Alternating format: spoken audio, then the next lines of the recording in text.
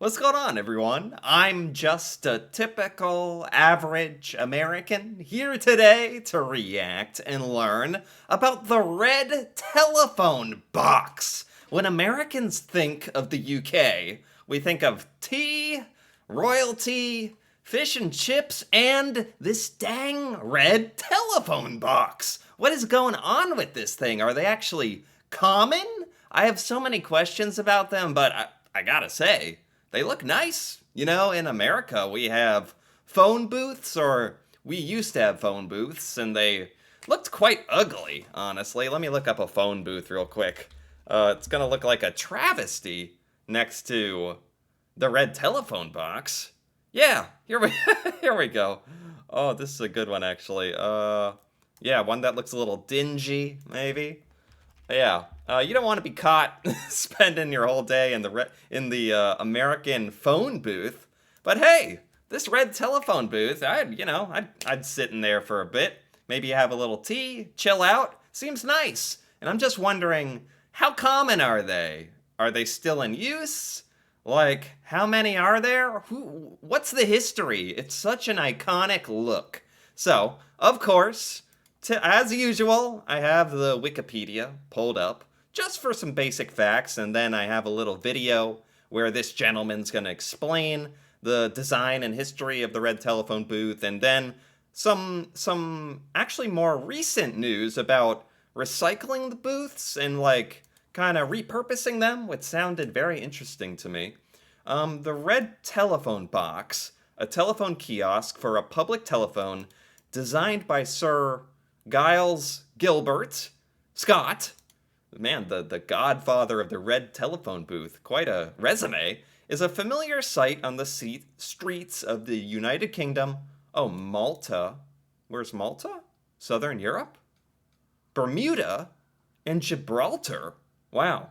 I think most Americans strictly associate this iconic telephone booth with the UK, probably only. Despite a reduction in their numbers in recent years, the traditional British red telephone kiosk can still be seen in many places. Nice. Are they still active, though? Can you still use it? It seems like it'd be a shame to actually take them down at this point. I don't care if they're functional or not. They're just like works of art in a way. And the color is obviously iconic. The whole thing's iconic. It's so UK. It'd be a shame to actually remove them, I think. Seen in many places throughout the UK still. That's great. The color red was chosen to make them easy to spot. Oh, it was chosen to make them obnoxious. Easy to spot, that makes sense. In 1926 onwards, the fascias of the kiosks were emblazoned with the crown, representing the British government. Yes, at the top is the crown. Wow. In 2006, the K2 telephone box. K2? Is that like the technical definition, technical model of this K2 telephone box? Was voted one of Britain's top 10 design icons. I totally agree with that, actually. What else was here? Mini Supermarine Spitfire, London Tube Map, World Wide Web, interesting. Okay, we're getting. I could really go off into a rabbit hole here, but we're focusing on the red telephone box. Design history K1. Oh, K2. Here we go. The red telephone box was the result of a competition in 1924. That's actually awesome. Like a design contest they held for a telephone box, and I'm not surprised that this won. I mean, that actually makes total sense, because it's, let me open this in a bigger tab. Like, for what it is, a freaking box where you make phone calls, it's nice. It's nice. What can you say? To design a kiosk that would be acceptable in the London metropolitan boroughs. Wow, which had resisted efforts to erect the K1 kiosks? Oh, this kind of older model. It still looks pretty nice. I mean, I'm sorry, but especially compared to the... I love pulling this picture up. Especially compared to this thing. Man, that's what Americans all sat around and decided this thing was perfectly fine. This thing that looks like you get tortured inside while you're making a phone call. Okay, cool. K2, the Royal Fine Art Commission was instrumental in the choice of the kiosk. Yeah, they made a great choice. Fascinating. It was chosen because of a design competition. That's actually pretty darn cool, which I guess was won by Sir Giles Gilbert Scott. Was he knighted? Because of the design of this telephone box or something else? Anyway, I think it's about time. This would be a good time to listen to this gentleman explain a little bit about the history of the red telephone box in more detail. The classic K2 red telephone box. Yeah, Designed by Giles Gilbert Scott in 1924. right. 1924. It's, oh my gosh, it's about to be exactly 100 years old. That is fantastic. 2,400 of them were made. Whoa, how many were made? Gilbert Scott in 1924. 2,400 of them were made. 72,000. Are these all over the UK? Like, all over? Like in Scotland, in Northern Ireland, in Wales, and in England? Like 70, I mean, if there's 72,000, that's a massive amount. They must be everywhere, right? Not just London. Of which around 200 remain. Only 200 remain? That's actually kind of a shame. Like, I'm actually a little bit sad to hear that. Only 200 remain. What happened to them all? I guess they were like decommissioned. I don't think they're used much anymore. That's kind of a shame. Of that 200 around the country, 177, I believe, are in London. Come closer. Oh, wow. So almost all of the remaining red telephone boxes are in London. And there's only 200 of them. I did not know that. Okay. Well, heck, I mean, that makes me kind of extra glad that they're hanging on to a couple, seemingly as like a historical artifact to kind of be, it's iconic. You can't get rid of all of them. And I want to show you some of the remarkable things of this box. I mean, when something exists like this that actually like gets all the way to American popular culture, to where when we like people like me are like aware of this thing as like this image of UK culture, that's significant, I think. I don't know how actually important these are to people in the UK, but I have kind of an emotional attachment I can't even explain. I'm getting a pop-up. Pop-up. Adobe pop-up, excuse me. Do not disrespect the red telephone box, Adobe. Okay. It is made of wrought iron. This is as solid as they come. Wow. But it is in a way so typically Victorian. It's practical. It serves a purpose. Yeah. Thousands of people have used it over the years. Yeah. But it also has an elegance to it. It absolutely has an elegance to it. Like, but it also is quite industrial, and it has the crown on it. Even the font of the word telephone, I feel like a nostalgia towards. And I'm not even British or anything. But along with that elegance, it also has a sturdiness to it. So it sort of ticks every box of practicality, elegance, and sturdiness. I wouldn't be surprised if someone had tried to, like, steal one of these telephone boxes at this point. They're getting increasingly rare, and they just seem like, I don't know, there's so few of them, and they're so iconic. I'd actually be kind of scared people want to steal it. So I'm glad to hear that it's sturdy and probably, like, really well cemented in place, hopefully. Red for practicality. You've Not that I have any ideas. got the punched crown at the top, punched in with holes there. And you've got these long, fluted classical columns. Yeah. Let me just show you inside, because so Oh. important a cultural icon is this to London, that now they have protection. There is a little plaque Right. inside the box. As you can see, this telephone box, designed by Sir Giles Gilbert Scott, is a listed building. It's a listed building. It's like a protected building. That's actually really good to hear. And that they're protecting the stuff inside. Yeah, like Americans or like American tourists, or I would actually be scared if people visited London and tried to like rip the phone off the side of the inside and take it home with them. just because people, there's always someone ruining it for everybody. So I'd actually be worried about that. I am actually almost surprised you can open the door and get inside these things, because they just seem almost like they belong in a museum or something. It's almost that feeling of like a live museum exhibit around London. It's kind of awesome. Now, surely only in London would you have a telephone box listed as a building. But it's an important thing to see. Yeah. Wow. Okay. That's very nice. I actually haven't ever seen one even this up close before. So that was very enjoyable. And okay, I understand the history. I understand the box. And I'm glad they're protecting it and taking measures to do that. And I've learned, man, and now I know there's actually not very much of them left. And that kind of leads into this final part of this CBS News report, where it was talking about the second lives of the iconic red boxes, the iconic red phone booths, and what they're doing to kind of repurpose them or keep giving them a purpose, since you don't really use it for a telephone anymore, which just seemed really fascinating and kind of checking in on the phone box in the modern day. What to do with them? As nobody was using them, the phone company started taking them away.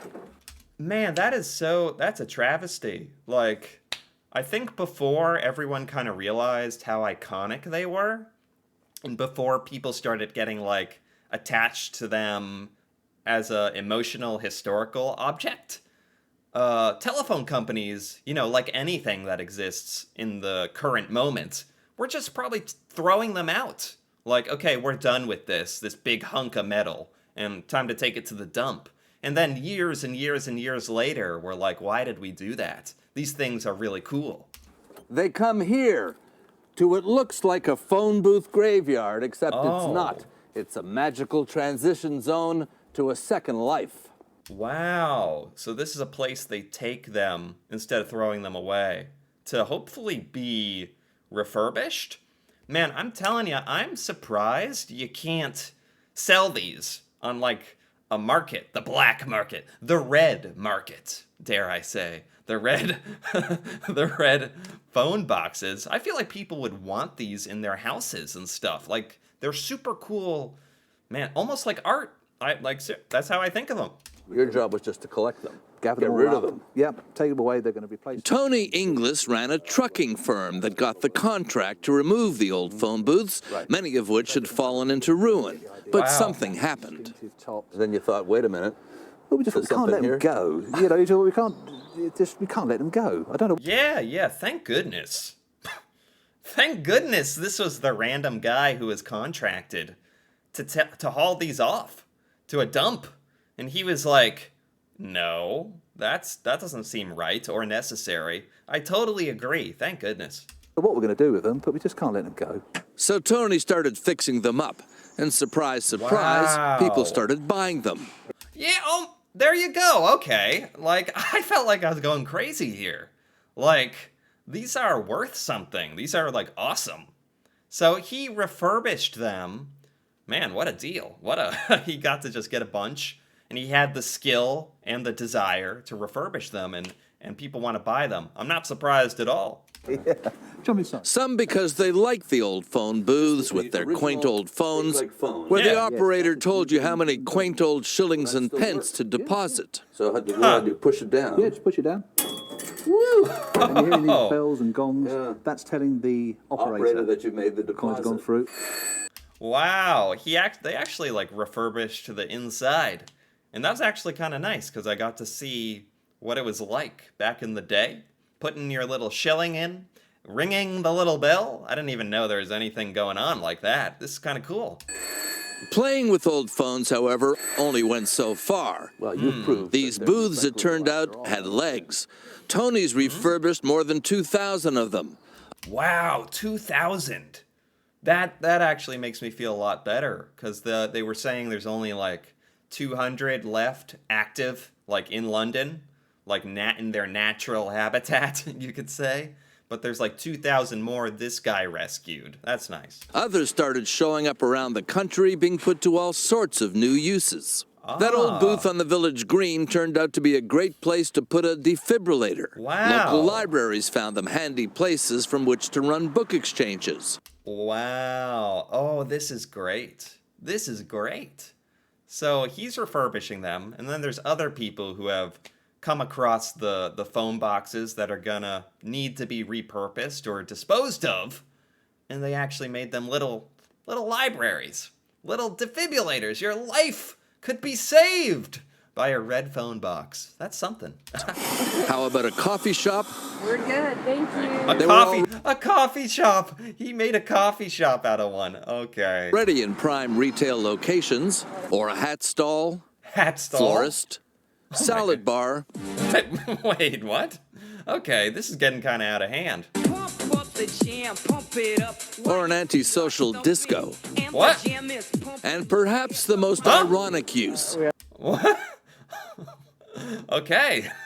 Bring in the old telephone boxes into the 21st century. Able to replace the battery in 10 This one operates as a cell phone repair shop. How's that for recycling? The things are already popular. Few tourists come to town without the mandatory selfie in front of one of the ones still around. Seriously. No, like seriously, I was actually thinking they got to keep these around because the American tourists and people probably all over the world are going to be mad if these red phone boxes are not there. There are going to be complaints. Imagine they go and they're like, it's like a hat store. That's funny thinking about American tourists coming here and not knowing any of this, how they've been repurposed a bit, and running into one that's like a cell phone repair shop and a hat store and a disco. That they'd be a natural place to do business seemed obvious to Eddie Ottewell, who started renting them out. They seem to have an attraction, as you can see. But what what is? Wait, how did half these people even get a hold of these? Now I'm just starting to wonder if there is a secret market of red phone booths. Like, how did this dude get a bunch of them that he can rent out and make a business out of? I understood the first guy got contracted to dispose of some of the booths from the city. Now it's just like, how did these other people get one to turn it into a store? So I'm curious. I'm genuinely curious. Is it about these things? They're just iconic. They're the red phone books of the history. They're bomb-proof. They've been through wars. They've been through, you name it. They've been through everything. The booths were famous for one other thing. They were a natural advertising place for escort services. Oh. Still are, apparently. How long does it take you to get the escort service cards out of the inside? These ones. Yeah, okay. There's a fun fact. There's a fun fact for you. We used to rake up like autumn leaves, stacks of these things. These weren't just phone booths. There was so much of it. They needed a rake to pull it all out. Okay, I'm done. They were cultural signposts, and they won't go away. Yeah. Cultural signposts. How poetic. In fact, many of them can't be moved. They've been declared what's called listed culturally and historically significant buildings. Right. Just as well, John, that they found other uses for them. Right. And I think that's appropriate. That they're just, you can't throw them out anymore. They're protected by the government. That's totally the way it should be. I am kind of curious how, locals, like people who live in the UK and interact with them or see them on a daily basis, if they have a sense of pride about all this, because it's kind of funny. As Americans, we just like the phone box because it looks cool. It's very British, very UK looking, because there's nothing else like it in any place else in the world. And we want to come take Instagram pictures by it, Thank goodness. Mark Phillips in London for us. I love those phones. I know, they bring back memories, right? They really do. There'll be some people that'll look at them and go, what is that? How does that work? But we all know. And nobody tells it better than Mark. Yeah, that's true. Britain's like, Yeah. Wow. Very nice. Very nice. Let me just say quickly that this video was by Julian Barnett, and I liked that. And this one was by CBS Mornings.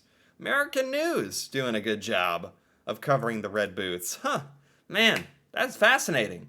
And I'm actually like, feel good now. Like, they're knowing that the booths are safe and that there's some still there, even though they are hat stores, partly.